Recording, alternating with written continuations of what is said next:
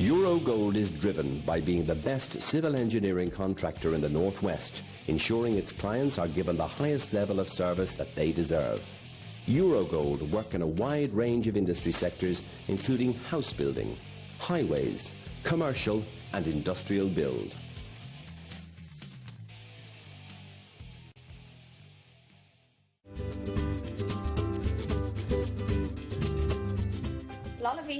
La Vita is an award-winning, independently run Italian restaurant. Located on Rose Lane in the heart of Liverpool, real Italian-style dishes using the best skillfully prepared by our chefs. Come and try our serious Italian experience.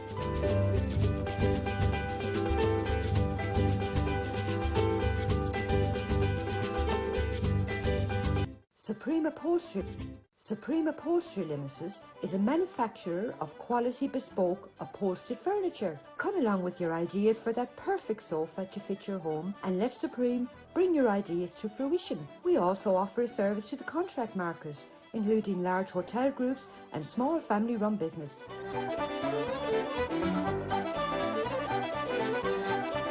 No matter how large or how small your order, you will always get that personal service from our sales team. Come along and visit our showroom.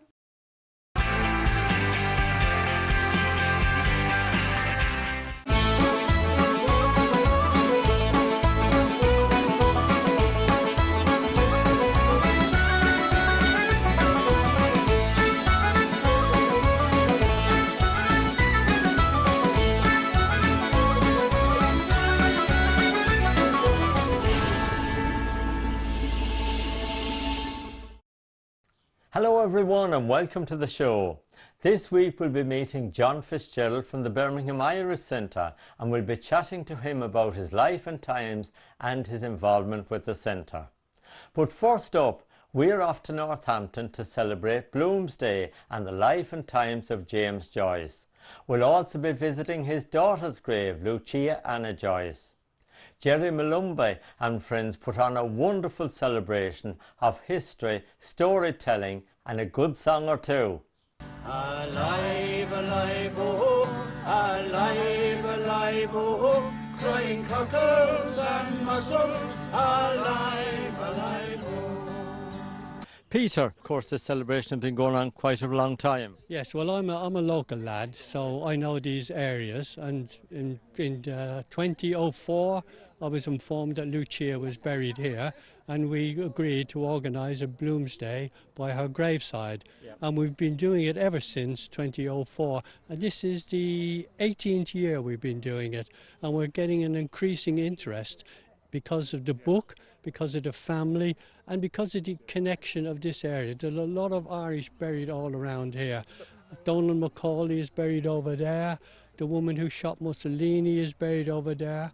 Nurses, Irish nurses who looked after Lucia in St Andrew's Hospital are buried all around this area. Many of them are still alive, and they tell us stories about Lucia and how she asked about Ireland. And Jerry, of course Lucia would be delighted to know that so many people are here tonight in her honour and her dad's honour, but of course taking lovely photographs of her headstone as well in her remembrance. Yeah, it's like Peter said, it's evolved over the years, from Peter starting off the first Bloomsday in recognition of Lucia being buried here, and he approached me and said could I bring some people from Triskelion to do some reenactments. So over the years we've all come along, and local people have come, and as you saw and heard tonight, people contribute by reading from Ulysses and singing songs and talking about Dublin, and we never know what's going to happen. We have a set performance, but people who, as you saw tonight, who chip in, make it what it is, and it's evolved greatly. And Richard and James, as you know, have written the play, which we premiered in 2018, and we're hoping to revive it next year for the 100th anniversary of the publication of Ulysses, which coincides with the 50th anniversary of Lucia's death. And of course you had a wonderful sing-along there with Sean Cannon, and everybody joined in tonight. Yeah, absolutely. Yeah, Sean, and as you met Paddy Kelly, Luke Kelly's brother, in great voice at the age of 82. Sean is a regular here at our Bloomsday, and he, having sang with the Dubliners, and Luke Kelly did, of course, all those years, and one of the best of Joyce's books is his book of short stories called Dubliners. So it's all connected, and it's all Dubliners being from Dublin, obviously, Ulysses being set in Dublin. It's all come together fantastically, yeah. And you've done a wonderful job yourself here tonight, of course, performing, singing, and just keeping the whole operation going so smoothly. Yeah, it's a joy to do, and may I say, Martin and Annette, having you here as well adds a kind of friance to the whole thing. Everyone goes up a gear because they're going to be on the telly. Thanks, Martin. Lucy Anna Joyce, born Trieste, 1707, died Northampton, 1982. Lucia may have been the daughter of a famous father, but she had her own aspirations. Deirdre, of course you're very well known to us because for your storytelling at the Crawley Irish Festival and of course your involvement with the Irish Studies Festival in Nottingham. But tell me, who was James Joyce and why do we celebrate Bloomsday? He changed the course of Irish literature, he changed the course of English literature. He just redefined the novel. And of course you've had the celebration here. It's been here for the last 16 years, I believe. Yeah, I've only been at 3 or 4 of them, but I tell you now a story. I got a lift down here a good few years ago, the first time I came down, and there was no train back, and I would have been left on a park bench like Nora, only for Peter Mulligan and his wife who put me up that night and were really hospitable. So I really sympathise with poor Nora being left on park benches all over the place while James went looking for a place to live, because that's basically what I was like that night. I started learning the words. I mean, I learned them for 2018, but like that's a while ago now. So I started about a month ago reading through them, and then I taped them and I listened to them, and you know, in the middle of the night. What about your storytelling in general? Tell us a little bit about that. We do some storytelling for schools around St. Patrick's Day, because I did notice over the years it seemed to be very much the adults sitting around and, God forbid, us getting drunk, and the children were kind of left out of it. So I started doing storytelling for the children, like in the Market Square on the day, down in the Irish Centre, and then I've got in touch with schools and gone in and done crafts with them and storytelling. I mean, that stopped because of COVID. And can I tell you before, I mean, this mightn't stay on record, but you caught me in Crawley one year storytelling. My cousin back in Tullow, County Carlow, saw me, rang up my sister down in Croydon and said, "I've just seen Deirdre on the television." So you are being watched back in County Carlow. Yes, weep, and however my foes may condemn, thy tears shall efface their decree. For heaven can witness, though guilty to them, I have been but too faithful to thee. James, we've had a lovely celebration here tonight of Bloomsday. How long have you been coming? I suppose about 10 years I got to know about it. Over the years I met Richard Rose, who was also attending it. Maybe 4 years ago Richard said, would I like to collaborate on a play with Lucia Joyce as the focus. And Richard had written a number of monologues, imaginary monologues that people who knew Lucia would perhaps have addressed to her, and asked me whether I'd like to work on it and work it up into a play.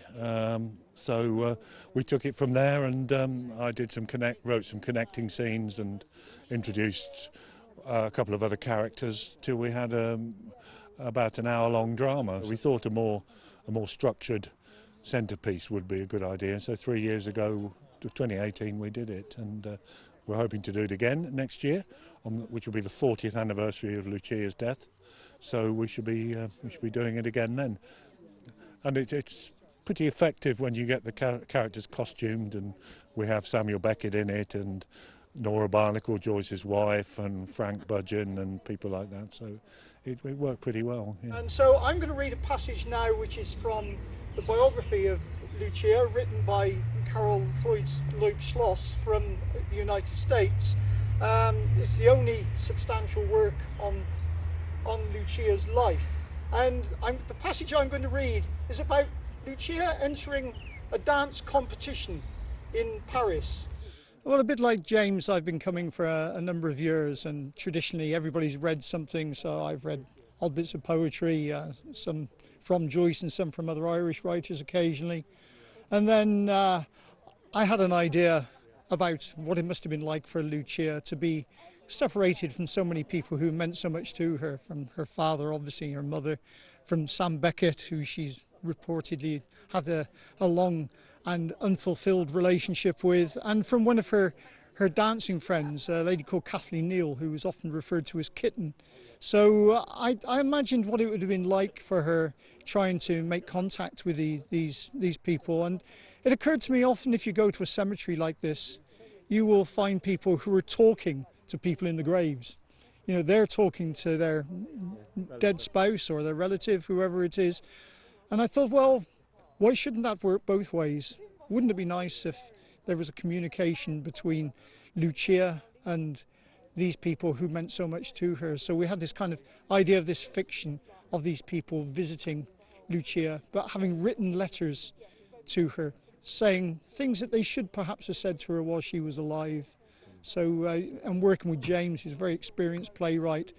It didn't take us too long to bring things together, and you know, 2018, the performance by Triskelion was very successful, and we've been delighted with the response to it.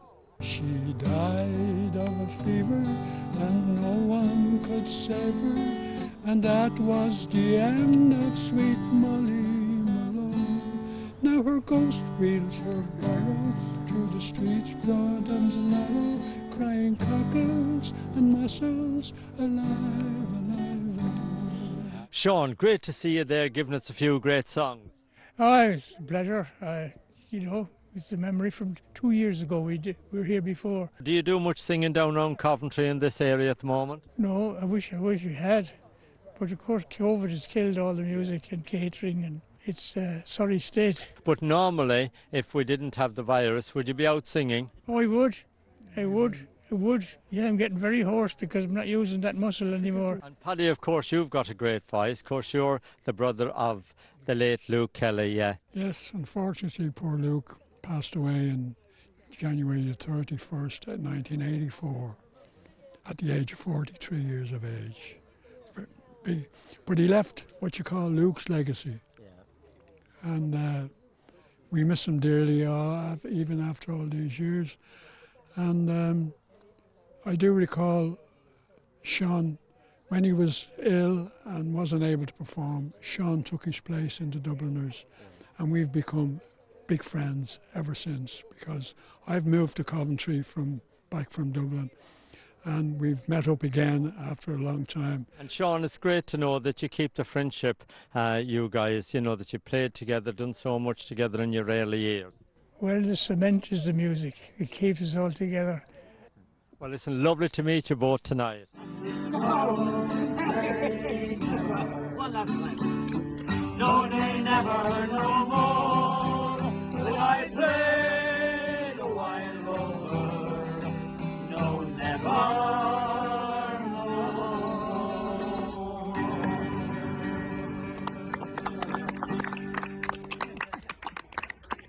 What a lovely occasion, and there are so many dedicated people to make sure that the life and times and history of James Joyce lives on. Now we're going to take a little break, and we'll see you in a couple of minutes.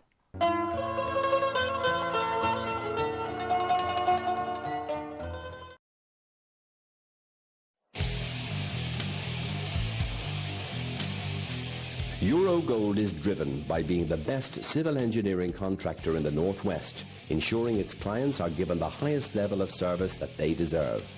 Eurogold work in a wide range of industry sectors, including house building, highways, commercial and industrial build.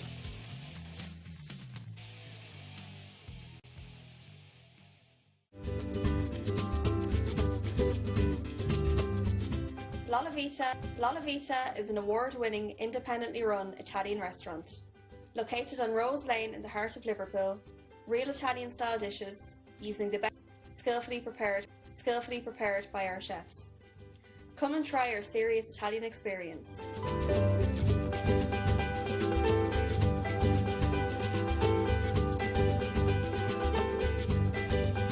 Supreme Supreme Upholstery Limited is a manufacturer of quality bespoke upholstered furniture. Come along with your ideas for that perfect sofa to fit your home and let Supreme bring your ideas to fruition. We also offer a service to the contract market, including large hotel groups and small family-run business.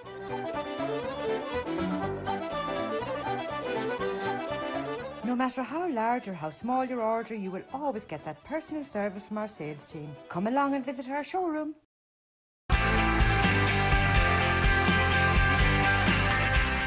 Welcome back. Now we're off to meet John Fitzgerald from the Birmingham Irish Centre, and we'll be chatting to him about his life and times and about his involvement with the centre. The Birmingham Irish Centre in Digbeth closed its doors just over 12 months ago, leaving behind some fantastic memories of great bands that played there. It was the hub of the Irish community in Birmingham for many years. Born and raised in Birmingham, but Irish to the bone. My mama came from Galway, my daddy from Tyrone. They came here to find employment back in 1964. They met up in London town, down in the Galtymore. I was born in a house called Gobhamstown House, near New Ross, County Wexford, and we had 6 children in the family. In my own family, we have 7 children. We have 9 grandchildren and 1 great-grandchild. I came to Birmingham in 1958, and I came to a little place in Boselheath Road in Boselheath to a friend from back home called Dennis Owen and his wife Rose. And you always had to know somebody that you came to when you came from Ireland to England. It meant so much to me to know somebody. So when I got to know them, I had to start looking for a job. So I walked from their house into Digbeth. I passed this little restaurant called St. John's Restaurant in Digbeth, and I went in for a cup of tea. So I carried on walking into town, out to Aston Cross, out to where Spaghetti Junction now rests, up along the Tyburn Road, and I got a job in the Fort Dunlop making bus tyres. You kind of had to look for a place, and you wondered where would you get to know people, and the Irish Centre came to mind because it was mentioned to me. The Irish Centre was in Moat Row, and it was run by Father Richard Murphy, and it was only a small little place, and Moat Row doesn't exist anymore. But Father Murphy started a housing scheme up there in that place. Well, I met my wife Margaret in 1959. We got married in 1960. By 1963, we had 3 children. So Father Murphy started this housing scheme, and what you did was, if you got a flat, and it was on 171 Hampstead Road in Handsworth, which was nearly an Irish community then, just up from Handsworth Park. And Paddy Maxwell, who was one of the greats in the Irish community in Birmingham, plastered that place. And when the first house was ready, we were the first family to move in there. The Irish Centre in Moat Row lasted for 15 years. We started the Father Murphy's Club there, and we started the Wexford Association. So you got all these lads together from your own county, and you started the county association. It moved to Shadwell Street at the back of St. Chad's Cathedral. Yeah. And they had the same system there as they had in Moat Row, but Moat Row was closed because it was being redeveloped. Yeah. And some lads came together, they were quite good lads, you know, and they started a 32 county association. Yeah. So what the idea was try and get all the different counties to form their own association. So they had a meeting at Moat Row with an idea of what would they do. And they rented this place in Digbeth, the same St. John's Restaurant that I used to go into for a cup of tea. Yeah. So they decided to rent that, and they rented it at a fee of £3,000 a year. And then after 5 years, they bought the lease of the place for £55,000. So that was kind of the start of the Irish Centre. Have now got the Irish Centre, which was the old St. John's restaurant. Galway Travel set up their offices in there in 1971. And that was the first Irish travel agency ever in England. And in 1981, the first extension was added to the Irish Centre. It took the Irish Centre from a small little building right the whole way around to the inside of the pavement, so it was quite big. In 1964, the 32 County Association were registered as a limited company. I opened a shop with Brendan Shine in 1979 in Sparkbrook, 145 Stratford Road, Sparkbrook. I was managing Brendan Shine at that time, and because I had my own band, and I had my own band, the Castaway Show Band, which I ran for 25 years, and we were playing all the ballrooms and the clubs in England, including the Carousel in Manchester and the Ardrey in Manchester, which I think you might know. And there was 18 ballrooms in London then, and then you had Irish centres that we used to play from Redcar right down as far as Southampton, and we played all these Irish clubs. But because of that, I had all these contacts, and with the result that a friend of mine in Dublin asked me to take on management of bands and groups from Ireland. So I started to bring over bands like Just Four, Two's Company, the Kinsellas, Dave Moynihan's band, and Brendan Shine. His manager approached me to look after his affairs in England. So I met Brendan on the motorway one night, and I suggested to him we open a record shop in Sparkbrook. This place was up for sale. So we opened a record shop in Sparkbrook in 1981, 2 years later. Because Brendan was so busy playing all the venues, I would do about, 14 to 15, 16, 18 nights straight through for bands then, whereas you couldn't get 2 nights now.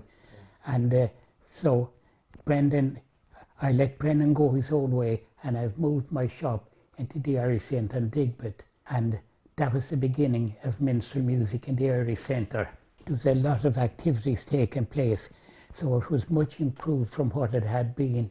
You had the Tuesday Club, you had music classes, you had Irish dancing classes, you had Gaelic classes where they were teaching the Irish language. So you had all these operations going on in the Irish Centre, which was great.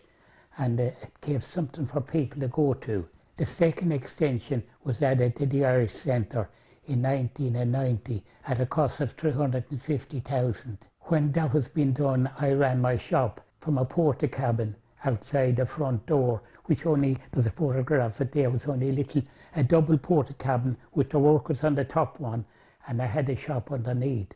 But I ran the shop from there, and when the centre was finished, of course, I moved back in to the other side of the centre, opposite where I had been before they started to do the conversion.